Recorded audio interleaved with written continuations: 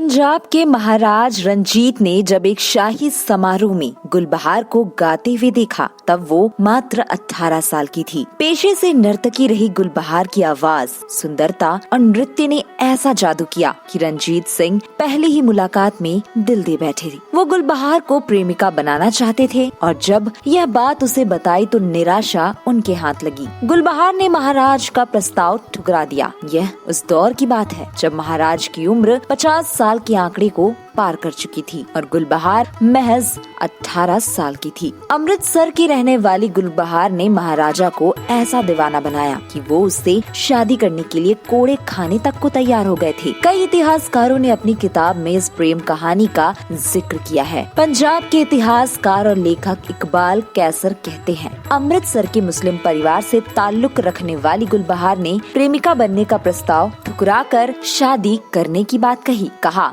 अगर महाराज चाहे तो शादी कर सकती हूँ, मगर महाराज इस कदर प्रेम में डूब गए थे कि शादी करने को तुरंत तैयार हो गए। प्रस्ताव के बाद महाराज ने गुलबहार के परिवार से उसका हाथ मांगा। कहा जाता है कि घर वालों ने शर्त रखी थी कि अगर वो रिश्ता चाहते हैं तो महाराज रंजीत सिंह को पैदल चलकर जाना होगा। हालांकि इतिहास की पुख्ता मुहर लगाने वाली किताबों में इसकी पुष्टि नहीं की गई। महाराज के लिए सिख धर्म से हटकर मुस्लिम समुदाय की लड़की से शादी करना आसान नहीं था, लेकिन जब ये बात अकाल तख्त तक पहुंची तो हंगामा मच गया। सिख धर्म के कई लोगों ने नाराजगी जताई। महाराज को अमृतसर के सिख तीर्थ स्थल अकाल तख्त में पहुंचने का संदेश भेजा गया। कुछ ऐतिहासिक दस्तावेजों में कहा गया कि गुलबहार से शादी करने के लिए उन्हें गुरुद्वारे की फर्श साफ करने की सजा दी गई। इतिहासकार इकबाल कैसर के मुताबिक उनकी रिसर्च बताती है कि अकाल तख्त ने महाराजा रंजीत सिंह को कोड़े मारने की सजा दी। गुलबहार को पाने के लिए उन्होंने सजा को भी स्वीकार किया। इसके लिए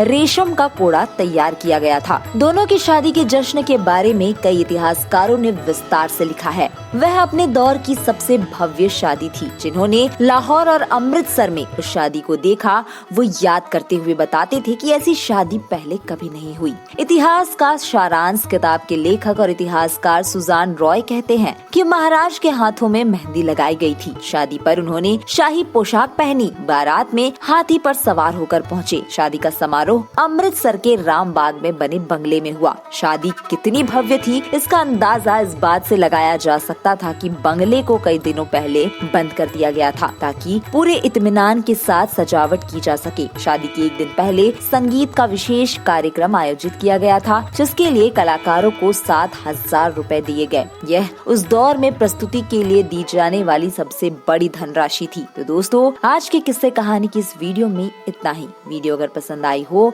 तो इसे लाइक और शेयर करना न भूलें।